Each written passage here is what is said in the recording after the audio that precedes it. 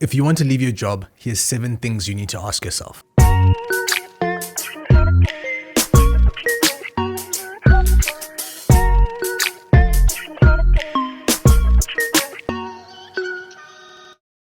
What's up?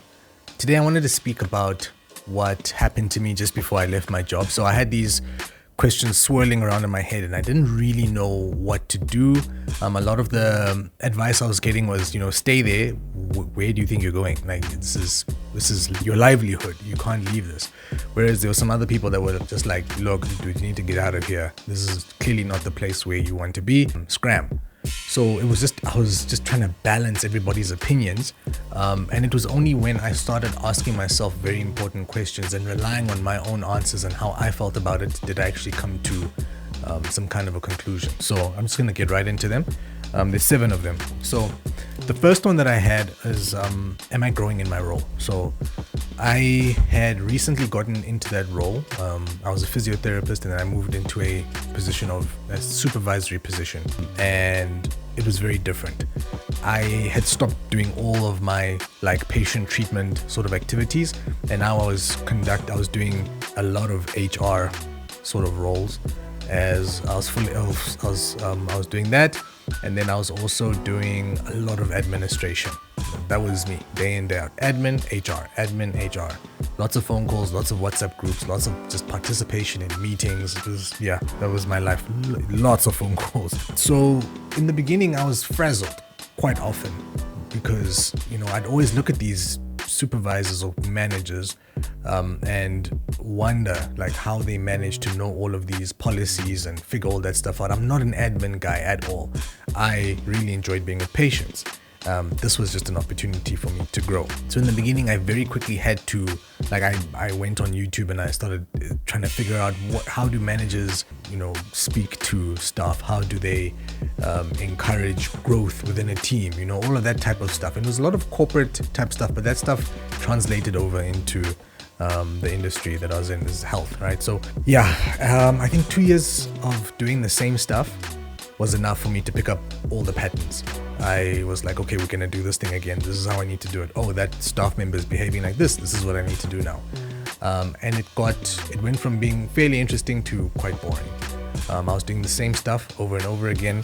A lot of the same sort of promises, but a lot of the same initiatives, and that cyclical, we're going to do this year and chances are we're going to do it again next year and then the year after that.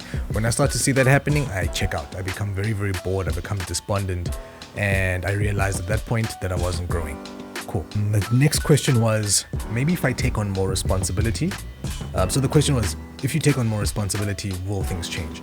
I took on more responsibility. I got involved in there were more initiatives that came up. In fact, let me not say I got involved in, I was pulled into. So naturally the progression was, work was just increasing, right? And it got to a point where I was just like, okay, the work is increasing. All that's happening now is I'm just becoming more frustrated. I get to the end of the day, I'm more tired. Why? So taking on more responsibility wasn't working. And when I tried to pull back and sort of decrease my responsibility, thinking that would be the answer, that didn't work either, because people would just come to you. They would find you. People, when someone needs you, they will find you. They will go another route and they will get a hold of you. So there was no way I was going to sort of decrease the amount of work that I was doing. I suppose I could have, but it would have been with a lot of backlash, because I had extended myself and said I can do it, and now I was sort of getting into a position where I was like, no, I don't want to do it anymore. So the third question was, can I pivot? Where I was working, there's almost no way of pivoting besides supervising another clinic. That was it, literally that. Upwards, there was almost no space for me to go and sort of still be in the same environment. I would have needed to have moved out of the environment. So it wouldn't be pivoting, it would be leaving the environment altogether. So there was no upward trajectory. Side to side, I had no real desire to do that, so going to another clinic, and I hadn't explored going back into a patient treating role at one clinic. That wasn't something that I really explored, but I'd sort of gotten used to the income, so that was something that I didn't want to sort of entertain. So there really wasn't a place for me to pivot to. The next one was, when was my last promotion and when would my next one be, which is speaking to the last point, whereas where it's like, things aren't gonna change here. And in terms of, increases and promotions and all of that, the prospects were just so low. I don't need to explain that anymore. The fifth question, mind you, actually, let me go back. With that fourth question, there was always the element of self-learning. And, people always said, maybe you should take this course, maybe you should learn this thing. There was a lot of that. And I was like, I'm already doing it. And it's not that I'm just doing it within health. I'm doing it for everything. I'm doing it in health. I'm trying to learn as much in health. I'm trying to learn as much with regards to my business, with regards to things like freelancing, website design, just visual, graphic design. I was learning so much, and I was like, no, there's no real way for me to pivot and use these new skills here in this environment. Sure, I'd kill it in a different environment, but just not here. So that's why I'm just like, my prospects were next to none. Number 5, in the environment. How is your environment? And, I guess this also speaks to the mental health aspect as well. Was I happy in my environment? So with my job, the thing with it is that I had no real base of operations, no real place that I could say, okay, here we go, here's home. And even if I did have a space, because that was on the cards, like an office, there is always a need to be in a facility somewhere or be in a meeting somewhere. So I was forever driving. I spent so many hours in a day just driving. I spent thousands of rands a month. It was ridiculous. The amount of, the way I save on spending now is ridiculous. It's so different. I can fill up my tank once in a month now. I think back then I was filling it up maybe 1.5 weeks in a good month. It was every 1.5 weeks I had to do a full tank. And my car was just aging really quickly. So I spent a lot of time on the road. So my environment became my car. I ended up just keeping everything in there. My backpack was always full just of everything that I need as I was moving from clinic to clinic. So even when I left the clinic, I would say, when am I going to be here again? It might be 2 weeks, it might be 2 days. I might be here tomorrow morning, but I might only be here in a month's time. So I would have to, make sure I have all the stuff that I need when I go, because I'm not going to be able to get there for a while. And with regards to the team that I was working in, again, we met, I think, maybe twice a month as a team. If anything, probably actually usually once a month. There's WhatsApp groups and all of that, which is great, but just that interaction and being able to compare notes, that didn't happen as much as I would have liked. And I think that was another reason that, when you're in an office environment, when you are working with people that you enjoy being around, it becomes easy to work. But even if you don't really enjoy being around the people, the fact that you're not around them and those 1 or 2 times you're around them, it's just like, okay, cool, but I don't really know you. You don't really know me. We can pretend, but in 2 hours from now, we're going to go our separate ways. So what's the point? So I'd say that my environment was not great. It was a massive step down to being in a department with people that I see on a daily basis and we're working and we're functioning well. Cool. Number 6 was, can I grow my side hustle while being at work? And that's something that I had been doing already. So can I continue to grow my side hustle? And it got to a point where I was looking at the jobs that I was getting on Fiverr, and I don't have a microphone on me at work, and I can't go slip to the side and go record myself and then edit it and then send it. So, I have to wait until I get home before I complete a job. So I would have to then ask the client, when is it due? And they're like, yo, we need it in the next 2 hours. Can you get it done? We're willing to pay you well. And I'll just have to say, look, I can't do it. I'm not in an environment where I can record right now. Sorry. And that happened maybe 4 or 5 times just before I left. So I was like, nah, man, this is detrimental to the business that I'm trying to grow. And this is money. The money that I would have made doing that 1 minute of voiceover would have been more than me working 3 days at this job. So I was like, it doesn't really make sense financially either. And then as the work became more and more frequent, it made less and less sense for me to keep getting up and going to the job. Okay, that's the 6th question. And then the last question, number 7, was basically my 5 to 10 year plan. What do I see myself doing? So the first thing that hit me was, I don't see myself doing physiotherapy work. There's just too much to do in the world of business, in the world of entrepreneurship, in the world of freelance. There's just too much that I could do to just be here being a physiotherapist in this particular role.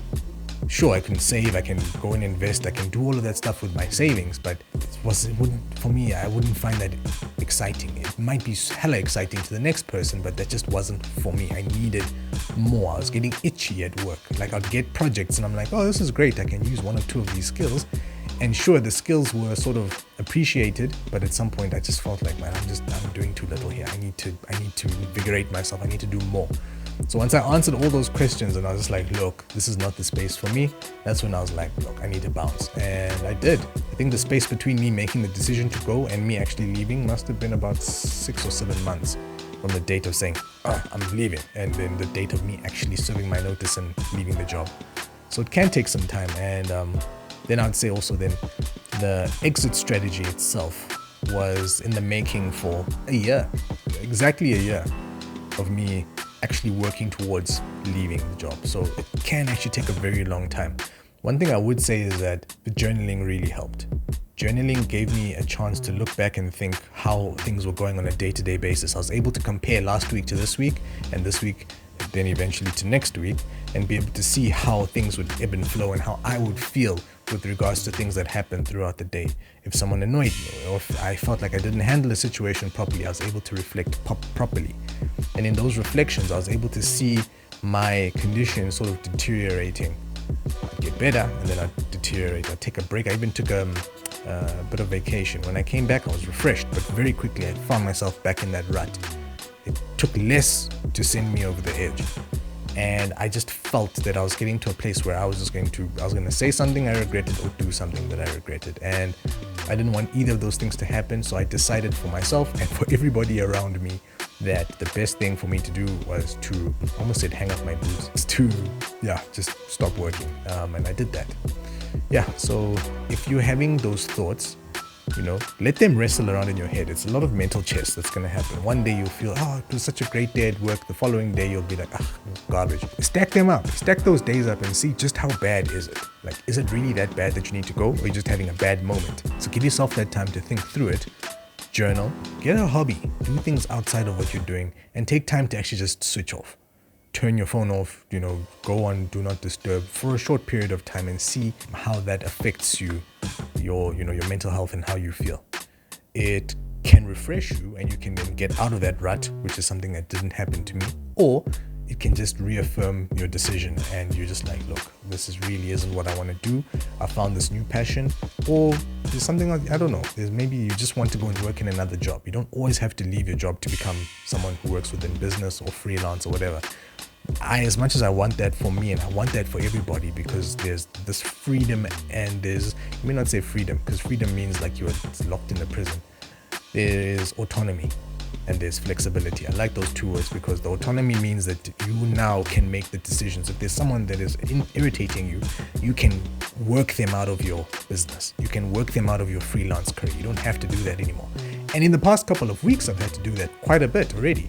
There's people I'm just like, you've got money, you've come to me, but I don't want your business because I don't vibe with you as a person. So there is that, which is lovely, as opposed to being in an office where if I don't want to speak to Janet and Janet is in my office, she's going to be here until she quits or I quit or something happens and we make amends. And then the other thing is flexibility. So I'd say wake up time, all I ever really needed was 30 more minutes of rest. And now that I get it and I'm able to wake up a whole 30 minutes later, it'll be a 30 minutes, sometimes 45, things are so much better. I'm so much more awake during the day. I can, if I want to, if I feel like I'm super down because I worked hard the night before, I can take a very quick 1 hour nap and like my entire work life isn't at risk. Even during lunch, I'd be afraid to just put my head down for a moment because someone would walk past and be like, sleeping on duty, then I get charged and then there's issues.